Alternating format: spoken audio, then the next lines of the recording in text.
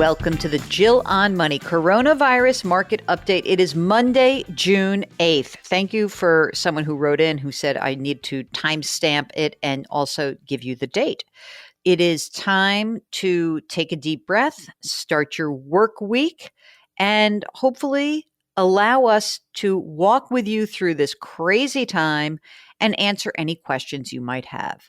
So if you've got a financial question, send us an email, askjill@jillonmoney.com. That's what Larry did, and his subject is asset allocation. Okay. Larry says, I've been retired for 3 years. I collect a monthly pension, no significant debt. I've got an account with Vanguard, which is worth about $1.4 million. Woo! That's a nice number. Roth IRA, 880,000, emergency fund, 130 grand in cash. My asset allocation is about 60 to 65% stocks, 35% bonds. Question. Because of the COVID-19 nightmare, tremors in the stock market, and as a retiree, I wanted to back off the equities. I want to change the asset allocation to 20 to 25% in equities, the remainder in the brokerage 50-50. Similarly, in my Roth, I want to change my allocation. Is my proposed asset allocation too conservative? Okay, let's think about this. If you have a monthly pension and that monthly pension covers your needs, your actual income needs, then you don't have to go too crazy in terms of making big changes. But if you are now in this mode of, I don't want to go through that again, that I understand. But you must make a pinky swear with yourself not to mess around with this once you actually change the allocation. Okay. So first of all, that brokerage account probably has embedded taxes. Mark and I were just talking about this, about what do you do if you've got a bunch of taxes in a taxable account, but you want to change your allocation? You swallow hard and you pay the tax. That's what you do. I think that if you want to manage this and you want to change the allocation, you're probably fine going 50-50. If you want to keep a little extra money in cash in that brokerage account, that's fine. But be very aware of the tax liability you are about to create. Sometimes there is art and sometimes there is science when you look at a portfolio. When it comes to tax loss harvesting and tax selling, it is absolutely more art than science. So let's be careful with that, okay? Terry writes, Hi, Jill and Mark. Thank you both for your hard work keeping the show going. I so appreciate that your advice is applicable to a wide range of people, from novices to people buried in debt to people further along towards their financial goals. I like your direct, no-nonsense approach. I'm wondering if you think it would be a good idea to draw money from my home equity line of credit as a way to increase emergency cash on hand. I'm currently working, but making half of my usual salary. It's very unlikely that I'll lose my job, but I'm not sure when my income will return to normal. I'm still able to pay all my bills and contribute to my 401k. I haven't had to dip into the emergency savings.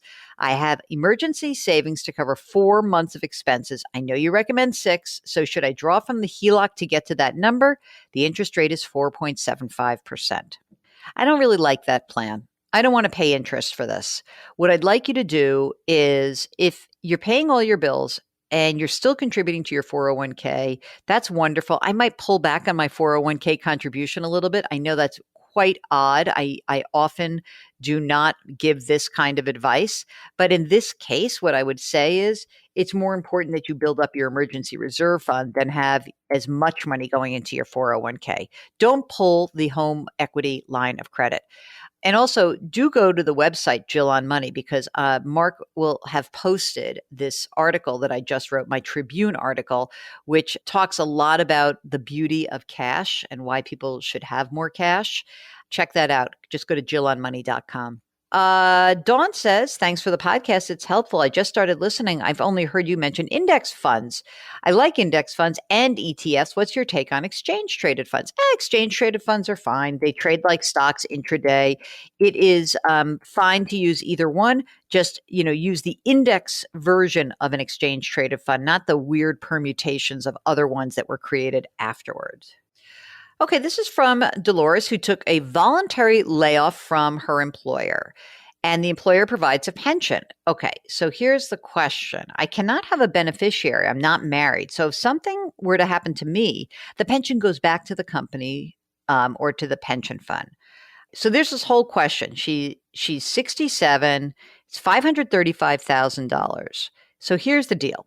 If you have no one named as a beneficiary on a pension plan and you die the day after you take it for your life, then it does go back into the pool. So what I would do is you can choose a 10-year period certain where you can name a beneficiary. If you die within the 10 years, the beneficiary gets it. And I like that. Now, the other option is that you can roll it into an IRA, which is a direct rollover. It's a smart decision, but usually this has a lot more to do with like what is your cash flow and how you feel about managing your own money. So the question really is, should you take a pension benefit or the lump sum? And generally speaking, if you've got a company that's a large company that has a well-funded pension, that can be really nice to have a monthly income. And if that, in addition to your Social Security, completely pays your bills, maybe it's something to consider. But I'd have to know more about the rest of your life. Okay? This is from John. I have a house that's worth about $500,000 and about 425 grand in a 401k, but I need more storage for cars. Should I buy an additional shop at around $80,000 to store cars? He's got 10 collector cars. I don't even know how to answer this. Can't you just rent car spaces? I don't know what to say to this. Mark, what's the answer? All right, here's the deal. We don't really know. I think that, should you buy an actual shop for storing cars? Can't you just buy like garage space, or can't you just store it someplace? Can't you get some rent space? I'd hate for you to buy it. Again, you don't have that much money. I don't know what else is going on, but here's what we expect from you, John. Pictures. We want to see the cars. Okay. Mark and I are very boring car people. Oh, Mark says the spin bikes are more impressive than our cars. I like that. Very good. True enough. All right, that's it. That's for today. That's your Monday. Thank you very much for listening. If you have a question, send us an email. Ask Jill at jillonmoney.com. Share this, please, with someone who needs some financial help, and we would really much appreciate that. And we'd also love it if you could potentially just give us a little rating. You can go to Apple and do that and give us a rating and a review. It's very helpful. I don't know why Mark says it is. That said, wash your hands, wear your mask, maintain your social distance. Don't be reallocating your portfolio just because markets are moving around. Have a game plan. Stick to that game plan. And if you're worried about your game plan, just get in touch with us. Thanks so much for listening. We'll talk to you tomorrow.